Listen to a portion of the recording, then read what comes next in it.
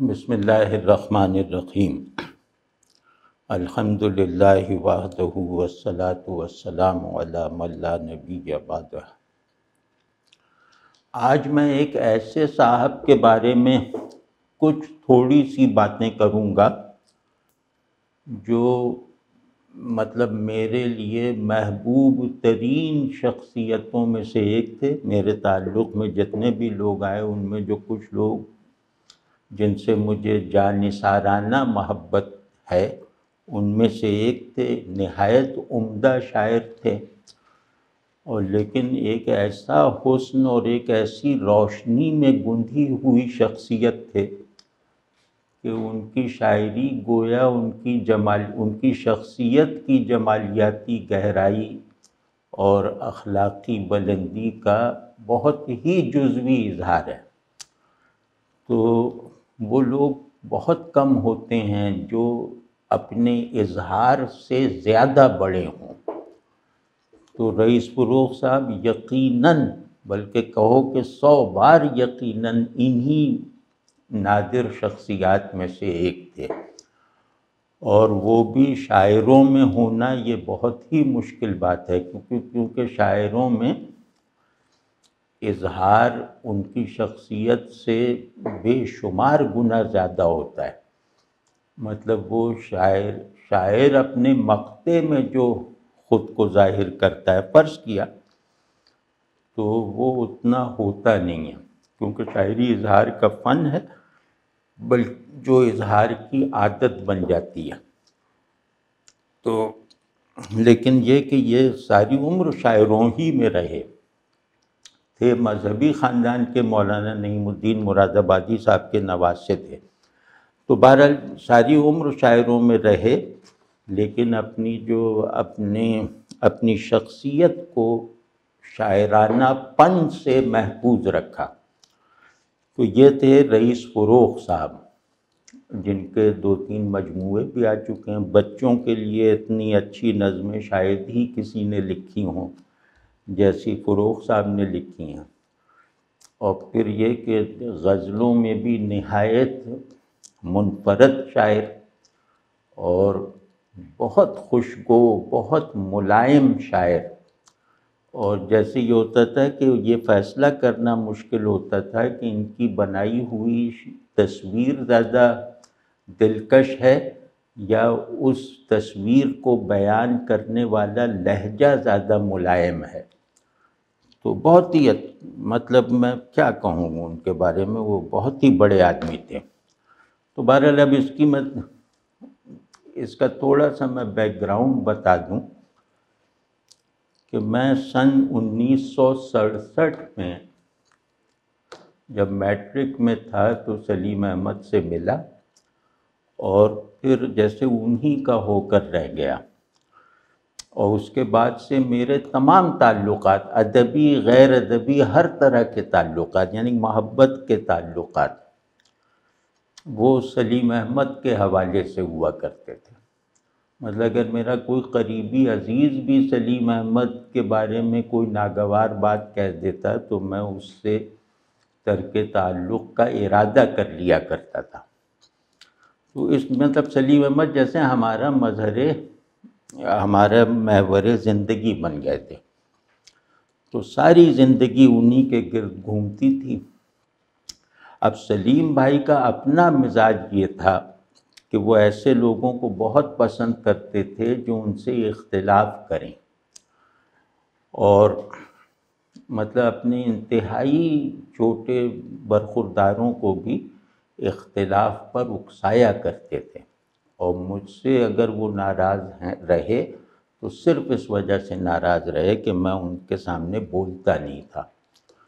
تو خیر، تو اب کیونکہ سلیم احمد کا ذوق تعلق ایسا تھا کہ وہ اختلاف کرنے والوں کو زیادہ قریب کر لیتے تھے، اور ان کے جو قریب ترین دوست تھے ان میں سے اکثریت جو ہے وہ سلیم احمد سے اختلاف رائے میں بہت بے باک تھی ان کے سامنے، اور وہ ان کے قریب ترین دوست تھے۔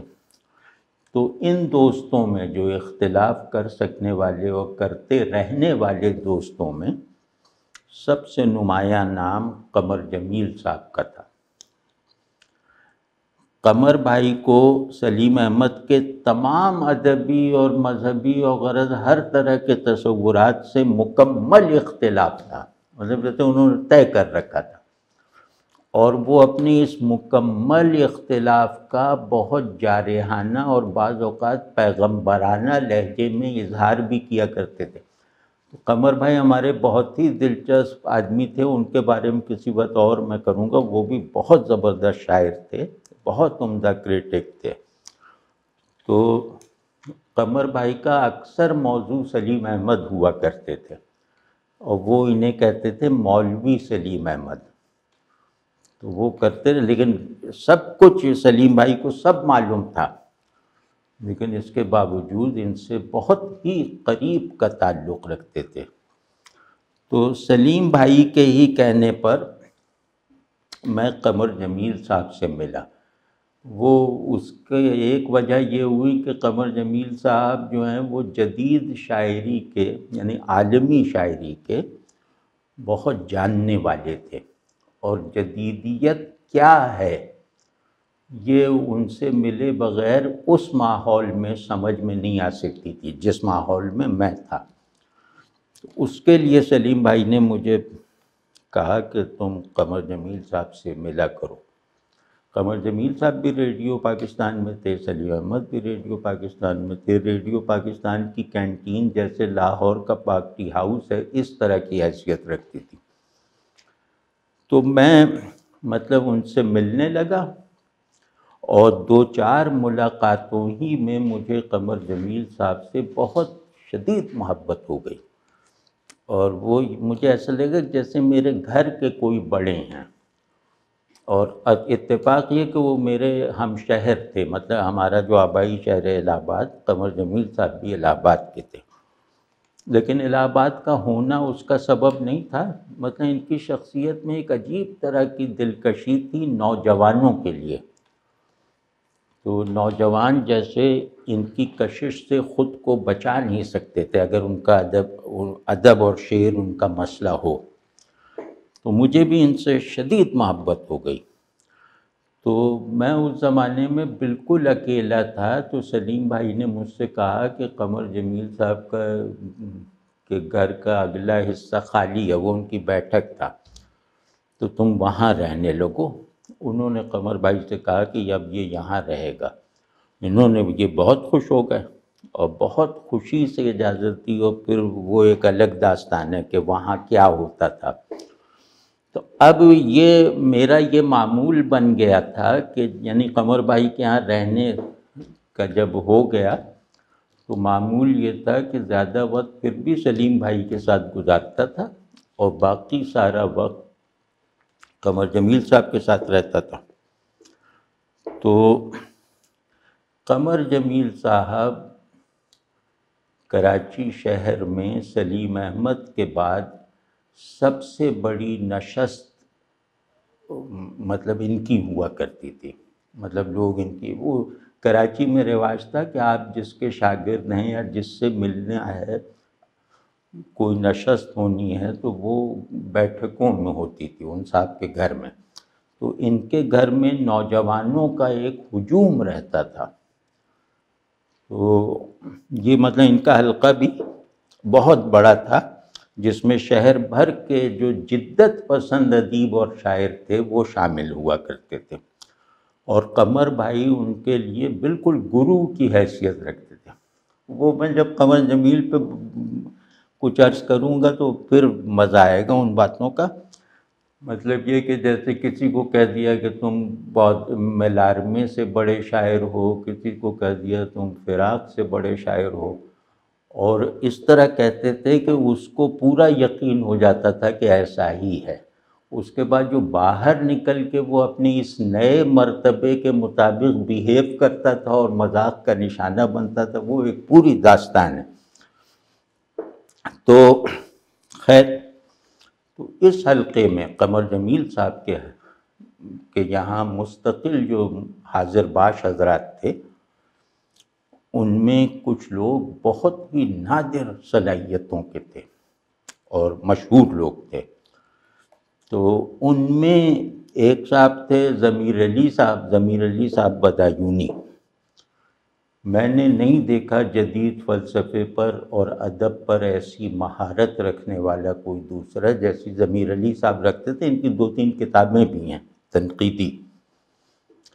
تو ایک تو یہ تھے اور دوسرے طلعت حسین تھے، وہ ایکٹر طلعت حسین. تو وہ اس زمانے میں ریڈیو کے بڑے صداکاروں میں تھے اور ٹی وی کے تو بادشاہ تھے، مطلب بہت بڑے اداکار سمجھے جاتے تھے. لیکن ان سب حیثیتوں سے قطع نظر، کیونکہ ان حیثیتوں سے ہمارا کوئی واسطہ نہیں تھا ان سے، تو وہ جو تھے وہ جدید مغربی ادب وغیرہ کے بھی بہت ماہر تھے، بہت پڑھتے تھے اور شاعری بھی تھوڑی بہت کی انہوں نے، لیکن پھر چھوڑ دی. تو بہت باکمال آدمی ہیں، اللہ ان کو زندہ رکھے صحت کے ساتھ، عافیت کے ساتھ. تو ان کے علاوہ وہاں احمد ہمیش رہتے تھے. میرے ساتھ 2 آدمی اور رہتے تھے قمر جمیل صاحب کے شاگردوں میں، ایک احمد ہمیش اور ایک محمود کنور. احمد ہمیش کا نام اب لوگ بھولتے جا رہے ہیں. وہ اپنے زمانے میں ایک بہت ہنگامہ خیز شخصیت رہے ہیں اور ہندوستان پاکستان میں کہہ سکتے ہیں کہ ان کا نام ہر ادب شناس جانتا تھا. یہ خود کو نثری نظم کا اردو میں بانی کہتے تھے اور سمجھتے تھے، اور بہت منفرد شاعر، لیکن نثری نظمیں لکھتے تھے اور بہت اچھی کہانیاں انہوں نے لکھی. ان کی ایک کہانی کے کئی ترجمے ہوئے اور اس کو شاید کوئی ایوارڈ وغیرہ بھی ملا یونیسیف وغیرہ کا. اس کا عنوان تھا مکھی. تو مطلب بہت کریٹیو آدمی تھے. اور جو ساتھ ان کے تھے محمود کنور، وہ بالکل جاگیردارانہ مزاج اور مفلسانہ حالات رکھتے تھے. تو وہ بڑے دبنگ آدمی تھے. کنور تھے مطلب راجپوت تھے اور پنجاب کے ہی تھے، لیکن انتہائی تخلیقی آدمی تھے. مطلب غزل، نظم، سب میں بہت ہی گہرائی کے ساتھ چیزوں کو بیان کرتے تھے اور بہت ندرت کے ساتھ. مطلب ان کے شاید ہی کوئی شعر یا کوئی نظم ایسی ہوگی جس میں ندرت کا پہلو نہ پایا جائے. یہ فوت ہو گئے، اللہ مغفرت فرمائے. تو یہ جو لوگ تھے یہ سب مجھ سے بڑے تھے، عمر میں بڑے تھے. میری عمر کے لوگوں میں ثروت حسین وغیرہ تھے، شوکت عابد تھے، انور سن رائے. تو یہ لوگ بھی جو میری عمر کے نوجوان تھے یہ بھی بہت تخلیقی صلاحیتوں کے مالک تھے. اور اللہ کا شکر ہے کہ میرا جو ہے وہ ان سب لوگوں سے فرداً دوستی کا تعلق تھا اور آج بھی ہے. مطلب انور سن رائے وغیرہ یہ میرے لیے بھائیوں کی طرح ہیں اور آج بھی ہیں. تو وہ لیکن میرا جو سب سے زیادہ تعلق تھا، یعنی آپ کہہ سکتے ہیں کہ جن کے بغیر شاید میں رہ نہ سکتا، وہ تھے رئیس فروغ صاحب.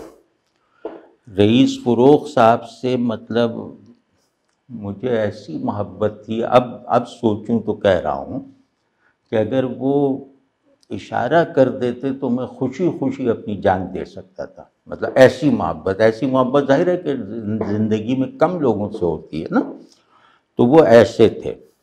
تو یہ جو فروغ صاحب ہیں جن کا آج ہم 1-2-3 شعر سنائیں گے انشاءاللہ، اس پہ تھوڑی بہت گفتگو کریں گے.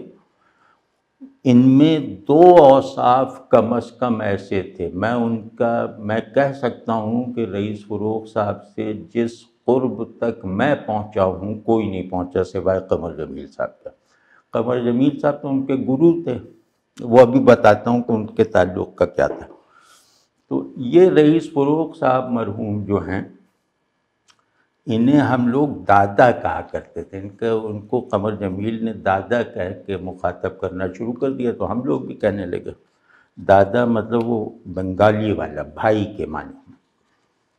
تو دو چیزیں میں نے ان کی انتہائی خلوت اور ان سے انتہائی رازداری کا تعلق رکھتے ہوئے دو چیزیں میں نے انہیں دیکھی جن کی خلاف ورزی کا ایک واقعہ بھی میرے علم اور مشاہدے میں نہیں ہے۔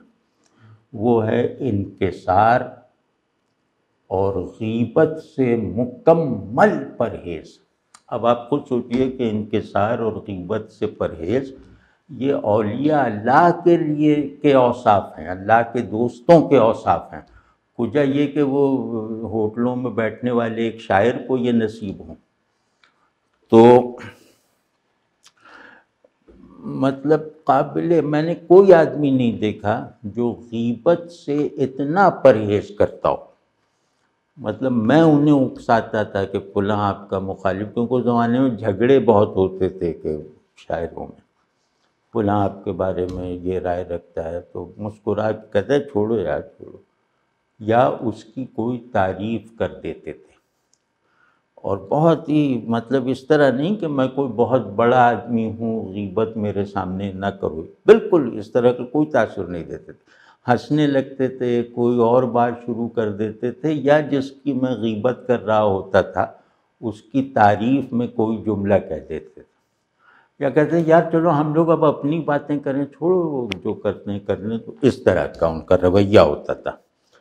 اور یہ رویہ بھی انکسار کے ساتھ ہوتا تھا، اس طرح نہیں کہ میں چلو غیبت سے بچ رہا ہوں، لیکن میں غیبت سے اتنا بچ نہیں رہا جتنا بچنے کا دکھاوا کر رہا ہوں، اور بچنے کا میرے انداز ایسا ہے کہ میں بہت بڑا آدمی ہوں، اس طرح کی گھٹیا باتوں میں نہیں پڑ سکتا۔ تو یہ ان میں بالکل نہیں، وہ اپنے آپ کو کچھ بھی نہیں سمجھتے تھے۔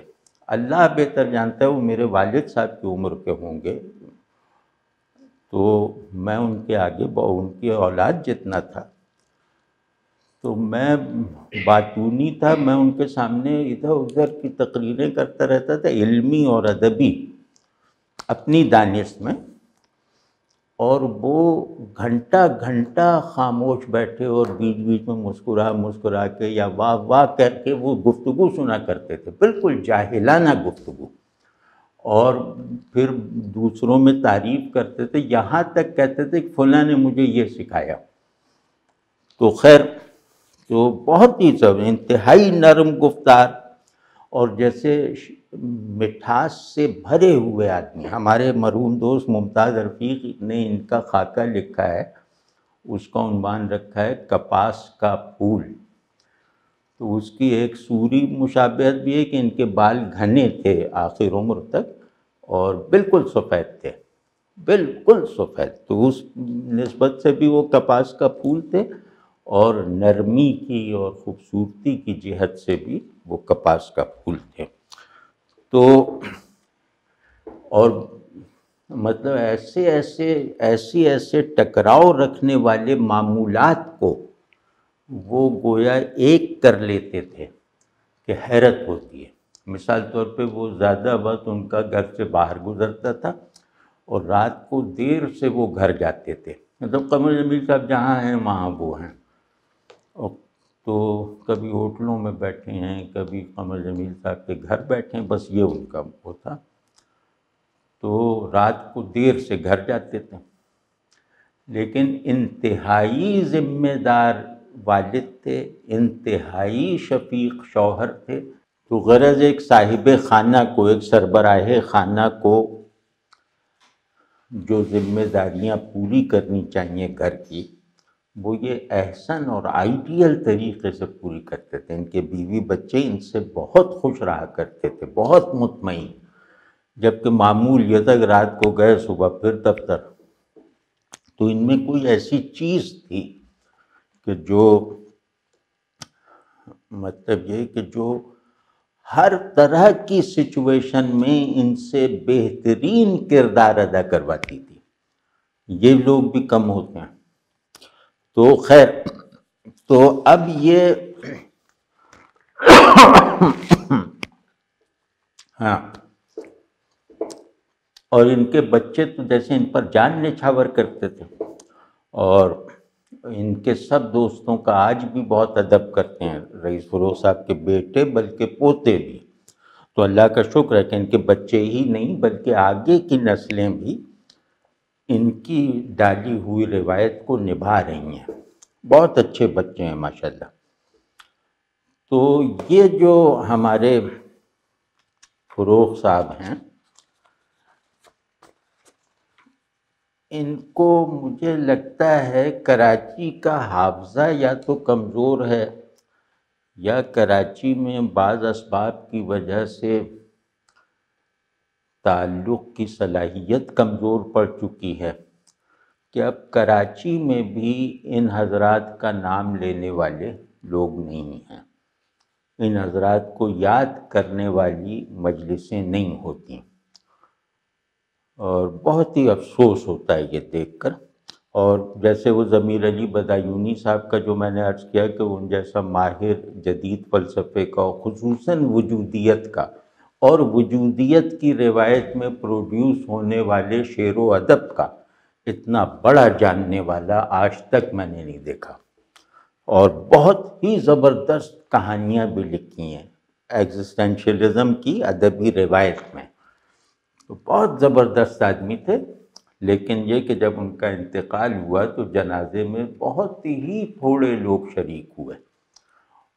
تو یہ بہت زیادہ لگتا ہے کراچی اندر سے جو ہے نا وہ ڈی ہیومنائز ہوتا جا رہا ہے، اور یہ عمل بہت پہلے سے سمجھیں کہ یہ عمل الطاف حسین کی وجہ سے بہت پہلے سے شروع ہو چکا تھا۔ تو خیر، تو ہمارے فروغ بھائی جو ہیں نظم کے بھی بہت اچھے شاعر، غزل کے بھی نہایت عمدہ شاعر، لیکن ان کے ساتھ ایک مسئلہ تھا۔ وہ مسئلہ یہ تھا کہ یہ قمر جمیل سے عمر میں کچھ بڑے ہی ہوں گے، تو یہ اچھی خاصی عمر میں یہ کے پی ٹی میں کراچی پورٹ ٹرسٹ میں ملازمت کرتے تھے۔ اس زمانے میں یہ قمر جمیل صاحب سے ملے تو قمر جمیل صاحب تو وہ تو جیسے خطابت کرتے تھے، جیسے ہمارے سلیم احمد گفتگو کے آدمی تھے، قمر جمیل صاحب کے یہاں بیٹھنے والا سامع ہوا کرتا تھا، مکالمہ مشکل تھا ان سے، کیونکہ وہ بالکل ایک خطیبانہ آہنگ میں بات کرتے تھے، جس میں مطلب وہ تردید یا اختلاف یا اضافے کی کوئی گنجائش ہی روا نہیں رکھتے تھے، اور پھر باتوں کو انتہائی پرتاثیر اور خوبصورت بنانے کے فن میں ان کی برابری کرنے والا اس وقت کوئی نہیں تھا۔ بہت خوشگوار گفتگو کرتے تھے اور مجذوبانہ خطابت تھی ان کی۔ تو یہ جب ان سے ملے تو یہ مشاعروں میں پڑھا کرتے، روایتی قسم کے شاعر تھے۔ تو جیسے ان کا اس زمانے کا، قمر جمیل صاحب سے ملنے سے پہلے زمانے کا ایک شعر سناتا ہوں جو بہت مشہور تھا کہ اپنے حالات سے میں صلح تو کر لوں، لیکن مجھ میں روپوش جو ایک شخص ہے مر جائے گا، یا مجھ میں پوشیدہ جو ایک شخص ہے مر جائے گا۔ یہ بہت مشہور شعر ہے ان کا، تھا اب تو لوگوں کا نہیں کہہ سکتے کہ ہے یا نہیں۔ تو اس طرح کے وہ شاعر تھے، اور یعنی مشاعروں میں بہت زیادہ داد حاصل کرتے تھے، ان کی شاعری اس طرح کی بھی تھی۔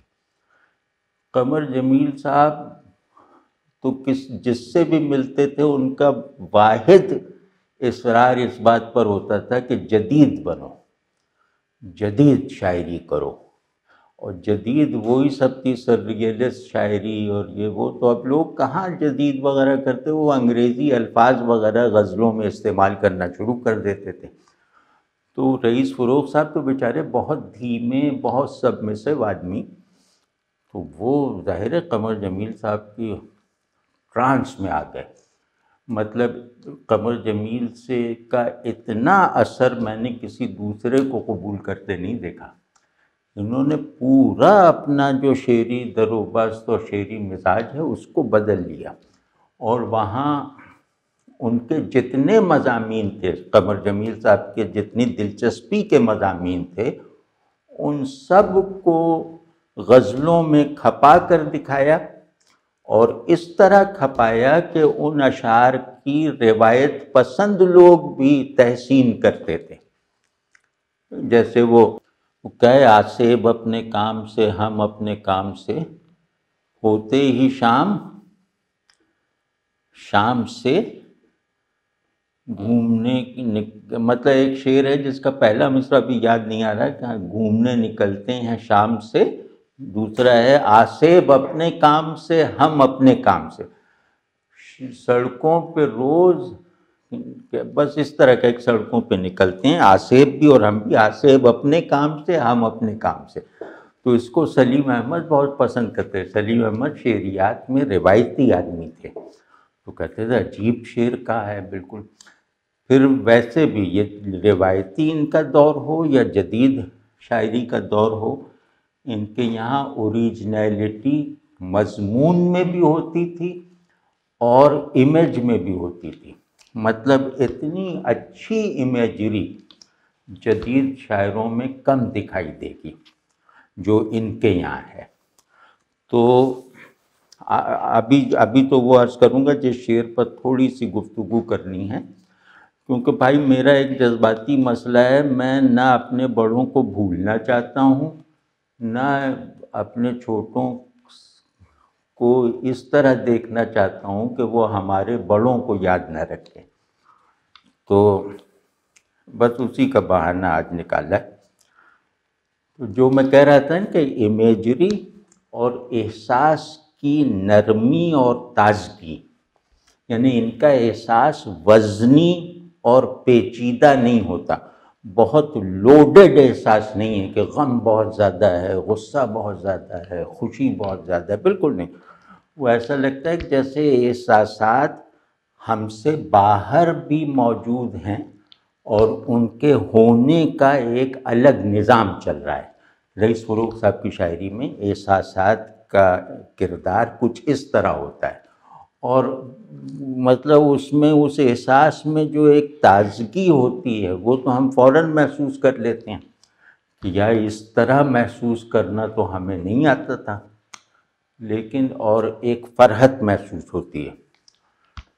لیکن اس احساس میں جو ندرت ہوتی ہے اس کو ذرا غور کریں تو وہ بھی سامنے آ جاتی تھی.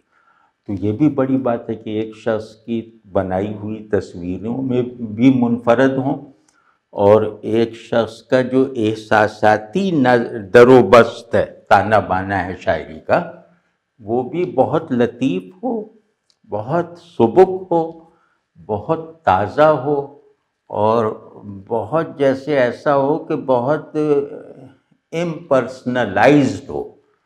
مطلب یہ ان کے یہاں آپ دیکھیں گے کہ احساسات کی جیسے حرکت تھمتی نہیں ہے، لیکن اس میں جہاں یہ اپنا حوالہ بھی اگر دینا تو ان کا حوالہ زائد معلوم ہوتا ہے. مطلب وہ احساسات کو بالکل شخصیتوں کے توق سے نکال دیتے ہیں، آزاد کروا دیتے ہیں. تو جیسے کچھ شعر میں ویسے سناتا ہوں، پھر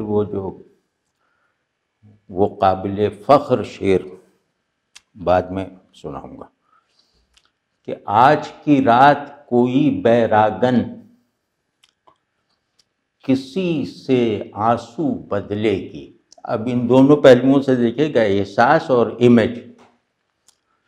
آج کی رات کوئی بیراگن کسی سے آنسو بدلے گی، بہتے دریا اڑتے بادل جہاں بھی ہوں ٹھہرا دینا.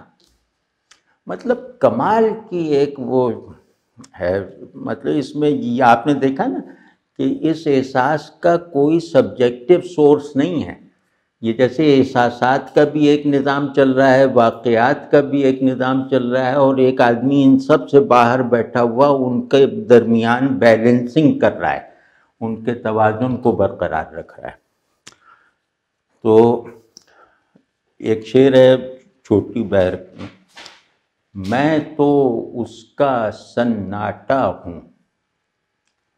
یہ ہماری عارفانہ روایت میں بھی یہ شعر کھپ سکتا ہے جو میں سنانے جا رہا ہوں کہ میں تو اس کا سناٹا ہوں، وہ میری تنہائی ہے. سبحان اللہ سبحان اللہ، مطلب یہ کہ میں میری سارا شعور اس کی ٹرانسینڈنس کے احساس سے بنا ہے۔ سناٹا کو سمجھیں کہ اس کی beyond time and space transcendence, تو میں اس کی وہ ٹرانسینڈنس جو زمان و مکان میں نہیں سما سکتی، وہ میرے دل میں سمائی ہوئی ہے۔ میں اسی کی فارم ہوں، اس کا کنٹینر ہوں، مطلب میرے ہونے کا اس کے علاوہ کوئی مطلب نہیں ہے کہ میں اس ٹرانسینڈنس کا کنٹینر بننے میں کامیابی حاصل کروں، اور وہ میری تنہائی ہے۔ یہاں تنہائی کا مطلب ایسا ہے کہ اگر رومی استعمال کرتے تو ایسے کرتے، مطلب یہ تنہائی عام تنہائی نہیں ہے، یہ تنہائی خود سے بھی خالی ہے نا، کہ میں اس کے یہاں اس کا حصہ ہوں، میں نہیں ہوں۔ اب جس کو بھی آیان ثابتہ وغیرہ کا فلسفہ آتا ہوگا وہ اسے اپریشیٹ کرے گا کہ وہ میری تنہائی، مطلب میری ٹرانسینڈنس اس کے پاس ہے، اس کی ٹرانسینڈنس میرے پاس ہے، سمجھ گیا نا؟ سبحان اللہ سبحان اللہ۔ اور ایک جیسے ایک خوبصورت سا شعر جو کراچی ہی میں کہا جا سکتا تھا، یہ بہت شہری اور دیہاتی اور ہر طرح کی جو سچویشن ہو سکتی ہے احساسات میں بیداری پیدا کرنے والی، یہ مختلف سچویشنز کو اس طرح مطلب مینیج کرتے ہیں کہ حیرت ہوتی ہے۔ ایک شہری بن کے شعر کہتے ہیں تو ایسا لگتا ہے کہ جیسے شہر کی روح ان میں سما گئی ہے۔ تو آنکھوں کے کشک و کراچی میں ایک رواج تھا کہ لوگ ایسے ہی سڑکوں پہ سیر کرتے تھے، یہ رواج تھا ہماری نوجوانی میں۔ ایلفسٹن اسٹریٹ ایک جگہ تھی اور اس طرح کے کچھ بھرے بازار ہوتے تھے جو وہاں بڑی خوبصورت دکانیں وغیرہ یہ وہ۔ تو کراچی میں واک کا یہ تصور نہیں تھا کہ آپ باغ میں جا کے ٹریک پر واک کریں، یہ تھا کہ بس اب نکلے تو ایلفسٹن اسٹریٹ گھوم آئے، وکٹوریا روڈ گھوم آئے، اس طرح کے تھے۔ تو مطلب کم لوگ ہوتے تھے جو دفتر سے سیدھے گھر جاتے تھے، مطلب گھومتے ہوئے چلے گئے۔ اب اس پس منظر میں اور بے پردگی وہاں عام تھی، تو آنکھوں کے کشکول شکستہ ہو جائیں گے شام کو، یعنی جب ہم گھر پہنچیں گے، آنکھوں کے کشکول شکستہ ہو جائیں گے شام کو، دن بھر چہرے جمع کیے ہیں کھو جائیں گے شام کو۔ کیا کہنے ہیں، شہروں کا جو ایک دیکھنا ہے وہ اس میں سمایا ہوا ہے کہ ان کا دیکھنا میلٹ کر جاتا ہے، یہ جو دیکھتے ہیں اس کی حفاظت نہیں کر پاتے۔ اور دوسرے یہ کہ ان کے یہاں یہ حسن اور عشق کا جو ایک بائی پولر آرڈر ہے، یہ لوگ اس کے لائق نہیں ہیں۔ اور یہ دیکھیے کہ اب سبجیکٹیوٹی دیکھیے، یہ تو اپنے باہر کا بیان کیا انہوں نے، اور کس مطلب یہ کہ بہت سبجیکٹیوائز کر کے کیا۔ اب دیکھیے ایک آبجیکٹیوٹی کا بیان کر رہے ہیں، اسے سبجیکٹیوائز کر رہے ہیں۔ کئی دن سے کوئی آوارہ خیال، کئی دن سے کوئی آوارہ خیال راستہ بھول رہا ہے مجھ میں۔ یعنی آپ ذرا کمال دیکھیے کہ اس میں سامنے کا لفظ تھا جو میں پڑھتے پڑھتے رہ گیا کہ راستہ ڈھونڈ رہا ہے مجھ میں، کہ اس کی اس خیال کی منزل میرے اندر روایتی طور پہ مضمون بھی بن جاتا کہ اس خیال کی منزل میرے اندر ہے، مجھ سے باہر نہیں ہے، تو وہ اب باہر کی سیر کر کے تھک ہار کے بالآخر میرے اندر اتر گیا ہے اور اپنی منزل کو میرے اندر تلاش کر رہا ہے۔ تو یہ ایک روایتی پورا تصور انسان کے مطابق ایک مضمون بن جاتا، لیکن انہوں نے یہ نہیں کہا، انہوں نے کہا راستہ بھول رہا ہے مجھ میں، یہ بھی نہیں کہا۔ چلو دوسرا عام تھا کہ راستہ بھول گیا ہے مجھ میں، راستہ بھول چکا ہے مجھ میں. یہ کہہ رہے ہیں نہیں، اس کا بھولنا جاری ہے، راستہ بھول رہا ہے مجھ میں. اس میں جو بھول رہا ہے کا فریز ہے وہ اس کو محسوس کر کے دیکھیے تو بہت ہی عجیب سا لگے گا کہ کئی دن سے کوئی آوارہ خیال راستہ ڈھونڈ رہا. اب خیال کو میں کھولتا ہوں ذرا سا بس، مطلب اس وقت شرح درکار نہیں، مقصود نہیں ہے. خیال کہتے ہیں اس فارم کو جس کی ٹھوس تصدیق نہ ہو پائے، یعنی وہ اینٹیفائڈ فارم نہ ہو، اس کی اینٹیفیکیشن نہ ہوئی ہو، یعنی ٹھوس اپنے سے باہر اس فارم کو پایا نہیں جا سکتا. واضح ہے نا؟ اور ہے وہ فارم تو وہ ذہنی دنیا کی ایک صورت ہے جو خارجی دنیا میں اپنا مطلب یہ کہ اپنا مرادف نہیں رکھتی. اب یہ خیال کو یہ سمجھیں. تو اب کہہ رہے ہیں کہ کوئی خیال اپنی اینٹیفیکیشن کے لیے مجھ میں راستہ بھول رہا ہے. نہیں، مجھے تو اس نے پا لیا، میرے اندر تک رسائی تو اسے حاصل ہو گئی، لیکن میرے اندر کا جو پورا ہونے کا ایک نظام ہے، میرے اندر جو حقائق کی جو وہ داخلی طور پہ مینیفیسٹڈ صورتیں ہیں وہ اس خیال سے زیادہ ہیں. مطلب خیال باہر موجود صورتوں سے زیادہ ہے اور میرے اندر پہلے سے موجود پریزنسز اور صورتیں جو ہیں اس خیال سے زیادہ ہیں. تو اب یہ وہاں بیزار تھا باہر کی دنیا میں یہ خیال سمجھیں کہ ایک وجود کے دماغ سے ابھرا ہے. تو یہ باہر کی دنیا کی صورتوں میں ڈھونڈ ڈھونڈ کے بیزار تھا اور اندر کی دنیا میں یہ حیران ہے. سمجھ رہے ہیں؟ بھول رہا ہے مجھ میں، اس میں حیرانی ہے. ٹھیک ہے نا؟ اور ایک دو تین شعر اور سن لیجئے تو وہ کچھ اتنے پاس سے ہو کر وہ روشنی گزری. اس میں بھی آپ دیکھیں گے کہ ندرت کتنی ہے. ابھی تک جتنے شعر میں نے پڑھے ہیں ان میں آپ نے ندرت کو احساس اور تصویر دونوں سطحوں پر انشاءاللہ محسوس کیا ہوگا. اب اس میں دیکھیے کہ بالکل سادہ الفاظ ہیں اور امیج میکنگ پینٹنگ کی طرح نہیں ہے، لیکن امیج بنا دی. مطلب بہت گہری تصویر نہیں بنائی، کئی رنگوں کو استعمال کر کے نہیں بنایا، ایک سادہ سی تصویر ہے. لیکن وہ سادہ سی تصویر بھی ایسی ہے جو ہم پہلی مرتبہ دیکھ رہے ہیں. کچھ اتنے پاس سے ہو کر وہ روشنی گزری، کچھ اتنے پاس سے ہو کر وہ روشنی گزری کہ آج تک در و دیوار کو ملال سا ہے.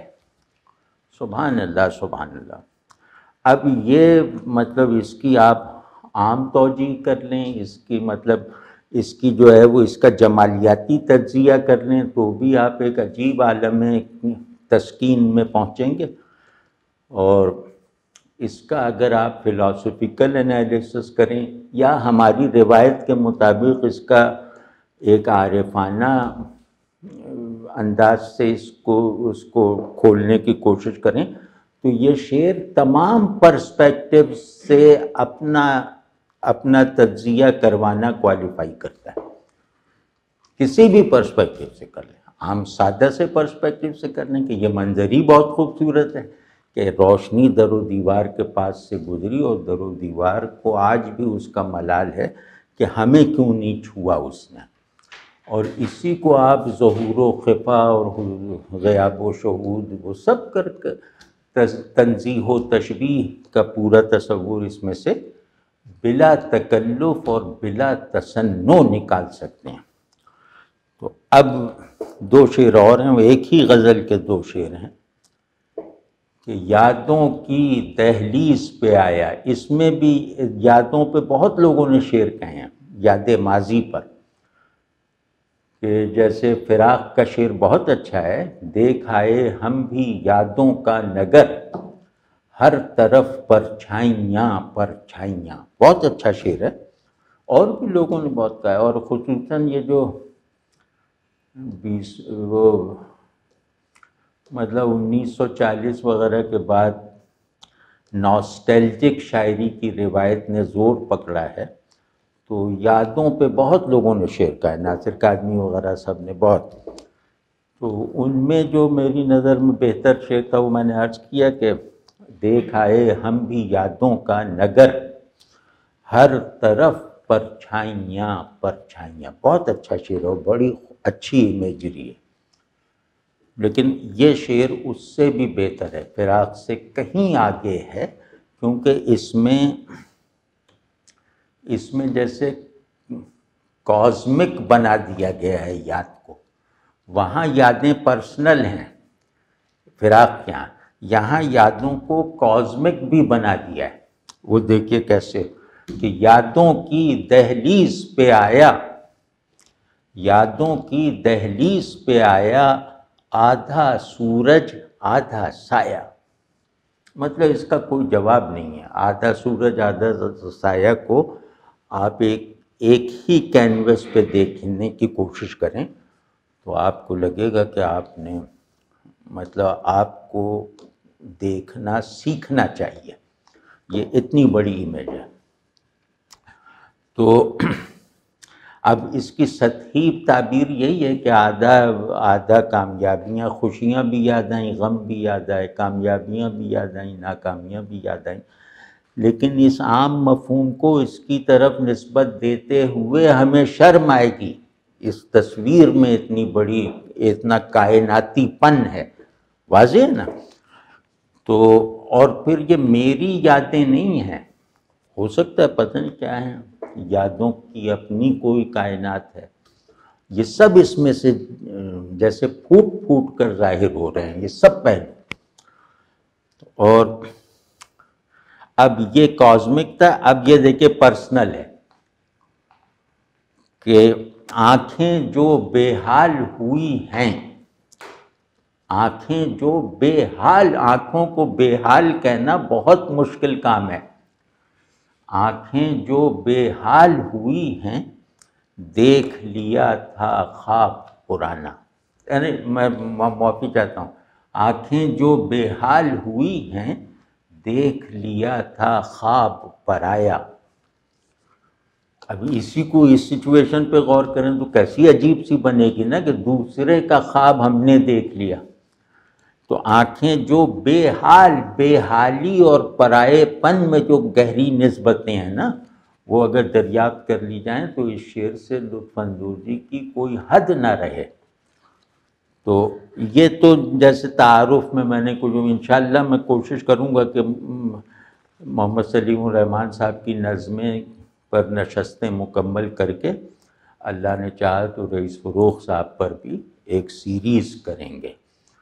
تو جس شعر کی طرف میں توجہ دلانا چاہ رہا تھا، وہ شعر بارہا میں نے سب دوستوں کو سنایا ہوگا، اور اس کا مرتبہ متعین کرنے کے لیے جس شعر کو حوالہ بنا سکتے ہیں وہ شعر بھی میں نے عرض کیا ہوگا، لیکن آج جیسے میں اسے ریکارڈ کروا رہا ہوں۔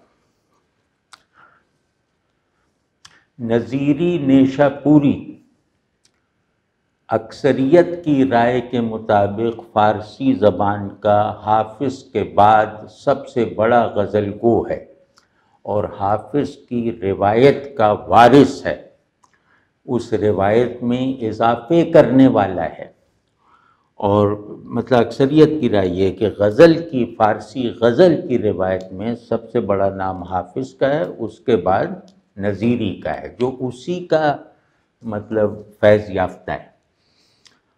تو نظیری کا بھی نظیری کا ایک منتخب شعر سنا رہا ہوں، مطلب یہ شعر جو میں نظیری کا سنانے جا رہا ہوں، نظیری کے دیوان نظیری کا کوئی سخت سے سخت انتخاب بھی کیا جائے تو اس میں یہ شعر ضرور شامل ہوگا، مطلب کوئی ایسا نہیں کہ اس کا کوئی کمزور شعر سنا رہا ہوں۔ وہ شعر یہ ہے، ز شغل کار خودم یک نفس رہائی نیست، ز شغل کار خودم یک نفس رہائی نیست، محبت کے دہد از خودم فراغ کجاست، کہ مجھے اپنے جھگڑوں سے، اپنے آپ میں مصروفیت سے ایک پل کے لیے بھی نجات نہیں ملتی، چھٹکارا نہیں ملتا، تو وہ محبت کہاں ہے جو مجھے اپنے آپ سے فارغ کر دے، جو مجھے مجھ سے فارغ کر دے، آزاد رکھے۔ بہت اچھا شعر ہے، اور لیکن مضمون روایتی ہے، بہت اچھا شعر ہے، اور ایسا لگ رہا ہے کہ جیسے ایک نظریہ محبت بیان کیا جا رہا ہے، اور پھر یہ کہ یہ چھوٹی جگہ پہ کھڑے ہو کے بڑا شعر کا ہے، کیونکہ اس کو محبت وہ جو اسٹیٹ آف آئی ایمنس ہے وہ اسے مطلوب ہے، حاصل نہیں ہے، شعر بڑا ہے۔ اب یہی مضمون کم و بیش رئیس فروغ نے باندھا، اور مجھے یقین ہے کہ انہیں نظیری کے شعر کا پتہ نہیں ہوگا یہ شعر کہتے وقت، وہ کیونکہ جب میں نے ان سے یہ بات کہی تو وہ بہت حیرانی سے انہوں نے سنا۔ تو انہوں نے جو کہا ہے اس شعر میں یہ ہے کہ نظیری کا مطلوب یہاں حاصل ہے۔ آپ سمجھ رہے ہیں، اب نظیری کے شعر اور نظیری کے تجربے کی سطح آپ اس کی مطلب اس کے مرتبے کے مطابق تصور کریں، اور پھر ایک آدمی آ کر اس کے بنائے ہوئے پڑاؤ سے آگے نکل جائے، اس کے سطح اظہار سے بلند ہو کر اسی مضمون کو بیان کر دے، اور اس مضمون کی روایتی، رسمی اور نظریاتی ساخت کو توڑ کر اسے اپنا تجربہ بنا کر اس طرح ظاہر کر دے کہ وہ دوسرے کو بھی محسوس پہلی نظر میں یہ ہو کہ یہ تجربہ میرا بھی ہے، لیکن غور کرنے پہ پتہ چلے کہ یہ تجربہ مجھے ہو ہی نہیں سکتا۔ ٹھیک ہے نا؟ تو اب وہ شعر سنیے کیا ہے کہ نظیری کا شعر مطلب کہہ سکتے ہیں کہ وہ گویا نظیری نے مضمون شروع تو کیا، ختم رئیس فروغ نے کیا، اور ان دونوں شعروں کی تاثیر اور مضمون اور معنویت میں بہت فرق ہے۔ رئیس فروغ کا مضمون بہت آگے ہے۔ وہ سنیے وہ کیا شعر ہے کہ عشق وہ کار مسلسل ہے کہ ہم اپنے لیے، یہ شعر بھی بہت مشہور ہے، عشق وہ کار مسلسل ہے کہ ہم اپنے لیے ایک لمحہ بھی پسنداز نہیں کر سکتے۔ سبحان اللہ، سبحان اللہ۔ مطلب اس کو جو سب سے بڑا حال ہوتا ہے نا وہ ڈیٹیچمنٹ کے ساتھ بیان ہوتا ہے۔ سب سے بڑی سبجیکٹیوٹی کو آبجیکٹ بنا کر بیان کرنا پڑتا ہے، تو اس میں دیکھیں عشق کیونکہ سب سے بڑا حال، سب سے بڑی اسٹیٹ آف بینگ ہے، تو اس کو بیان کرنے کا جو طریقہ ہے وہ کار مسلسل ہے۔ نہیں، عشق اصل میں تو حال مسلسل ہے نا، تو حال مسلسل کہنا یعنی کہ اس کا جو براہ راست نام اسے دینا اس کو چھپا لیتا ہے، تو اس کو اس کے لیے کوئی باہر موجود علامت کو دلالت کے طور پہ استعمال کرنا، وہ گویا اب عشق حال ہے، اسے فعل بنا کے دکھایا ہے، آپ سمجھو، اور فعل بنا کے اس طرح دکھایا ہے کہ پڑھنے والا اسے فعل سمجھنے کی جرت نہیں کر سکتا، غلطی نہیں کر سکتا، آپ سمجھ رہے ہیں؟ تو عشق وہ ہے جو اعلیٰ اور ادنیٰ کو ایک دوسرے سے معنوی یکجائی کے عالم میں پہنچا دیتا ہے، تو یہ ہے اس میں۔ تو اب باقی یہ کہ اس پہ آپ لوگ بھی غور کیجیے، غور تو خیر آپ لوگوں کو بھی یاد ہوگا انشاءاللہ یہ شعر، تو اس کا بس یہ پہلو ہی عرض کرنا تھا تاکہ ہمیں بھی تھوڑا اپنے لوگوں پہ فخر ہو کہ نظیری کو بھی کراس کر جاتے ہیں۔ وہ یہ کراس کر جانا قمر جمیل صاحب کا روزمرہ تھا کہ وہ سید ساجد بودلیئر کو کراس کر گیا، میں فراق گورکھپوری کو کراس کر گیا، تو اسی کی یاد میں کہہ رہا ہوں کہ اس شعر میں رئیس فروغ نے انہیں کراس کر لیا۔ نظیری کے اس شعر کو وہ بہرحال کراس کر گئے، یہ بھی بڑے اعزاز کی بات ہے۔ اور میں کبھی کبھی جیسے سوچتا ہوں کہ جب میں وہاں تھا تو دبستان کراچی کہا جاتا تھا شاعری میں، ایک دبستان کراچی، ایک دبستان پنجاب یا دبستان لاہور وغیرہ۔ تو اب میں سوچتا ہوں کہ دبستان کراچی کی پوری تاریخ میں، پورے شاعری میں، شعری ذخیرے میں اگر دو تین سب سے بڑے شعر نکالے جائیں، جو کراچی میں سب سے بڑے دو تین شعر کہے گئے ہیں، ان میں سے ایک شعر رئیس فروخ کا ہے۔ تو دعا کریں کہ اللہ ان کی قبر کو ٹھنڈا رکھے، اللہ ان کی قبر کو روشن رکھے، اللہ ان کی قبر کو جنت کا ایک باغیچہ بنائے، آمین۔